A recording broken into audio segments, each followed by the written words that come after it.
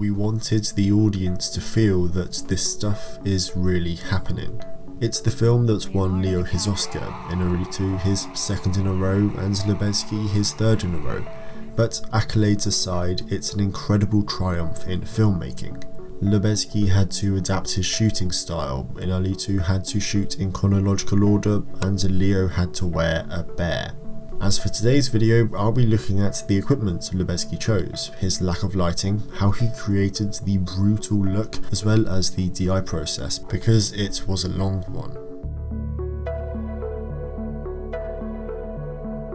Lubezki originally wanted to shoot The Revenant on film, but after concluding that the sensitivity of the film wasn't enough for the dimly lit scenes, he opted against it, instead using the Arri Alexa 65, Arri Alexa XT, Arri Alexa XT-M, and the Red Epic Dragon, which was only used for the aerial shots. I'm pretty sure if given the option, Lubezki would have shot the entire film on the 65, but it's just impractical for a film like this. Now, as far as Alexas go, it's hard to beat the 65. It features an enormous sensor that's similar in size and shape to a 65mm film frame, can capture 6.5K creating a pristine image, and in Lubezki's words, "It's the first time I've shot with a camera that translates into images what I'm feeling when I'm on set.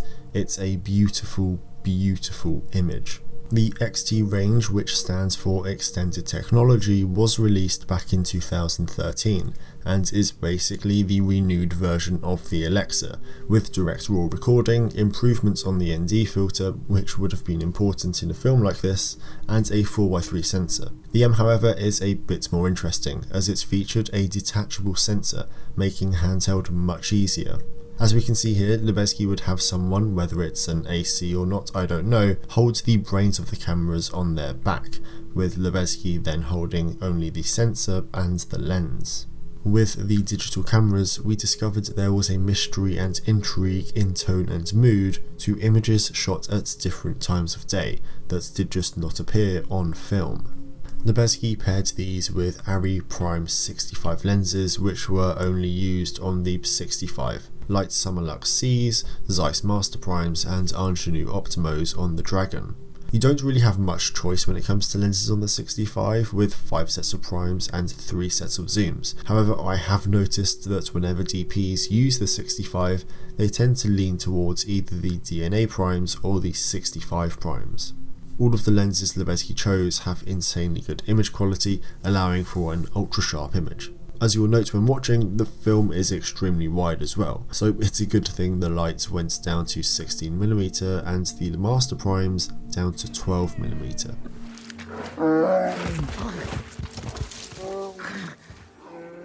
We wanted to make a movie that was immersive and visceral. The idea of using natural light came because we wanted the audience to feel, I hope, that this stuff is really happening. There are 2 scenes in this film that use creative artificial lighting, and it was only because there was fire involved in both of them, and as we all know, fire is unpredictable. It pretty much came down to the fact that it was too distracting.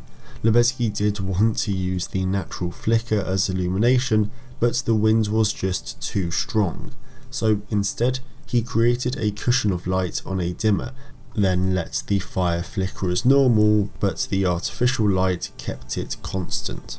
That was only the first use though, as the second time there was a weird light falling on the actors' faces, so Lubezki asked for it to be turned off, only to realise that it was the full moon breaking through from behind the clouds.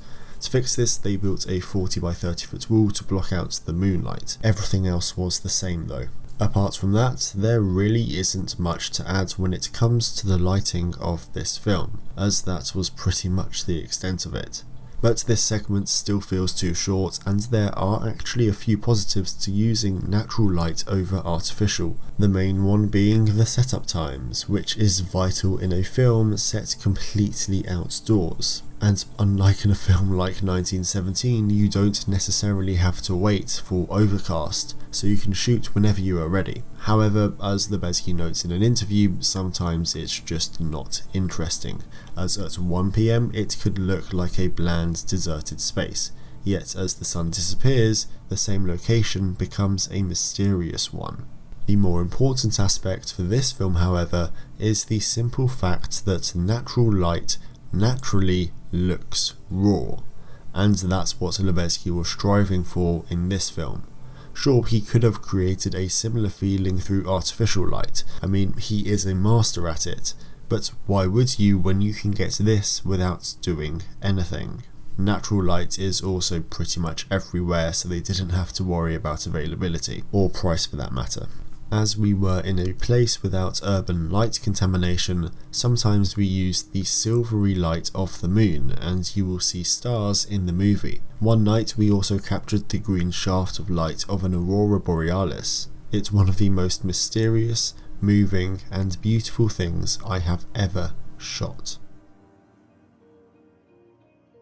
Brutal realism is how Chivo describes the look of the Revenant, and there really isn't a better way to describe it. To be honest, I'm having trouble finding my own way to describe it, which means I need to break it down into a few parts. Now, this film isn't a one-shot like Iñárritu's previous film Birdman, however it was the original idea. Due to the already grueling environment though, they opted against it. That doesn't take away the fact that the long takes are extremely prevalent throughout though, and this is something that makes us as an audience feel even more absorbed than other techniques can.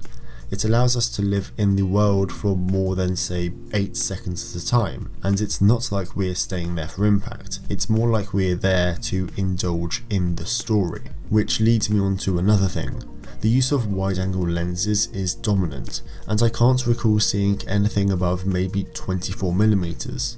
But looking at Lubezki's other work, it's no surprise he went for this style of shooting. Firstly, it looks incredible, and whilst part of that is down to the mise-en-scène of everything else going on, it's genuinely hard to imagine this film any other way.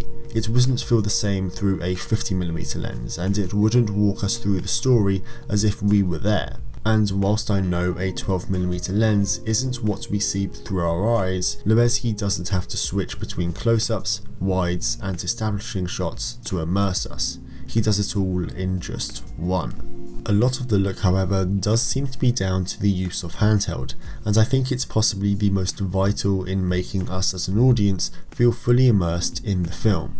The wides help us acknowledge the surroundings, and the colours create a sense of realism. But would you feel the same if when Glass was attacked by a bear, we were left static next to him? I'd also go as far as to say it helps create a subtle sense of isolation, almost as if we can feel his breathing. Throughout, we truly feel as if we are in his world. We are, however, given breaks to observe the surrounding environment, and that's done through the aerial shots. We stay on the wide-angle lenses and are mostly centered on Glass, but they allow for a bit of a rest, which is very much needed in an adventure film like this. We wanted to be in tune with the characters and the light and what's happening.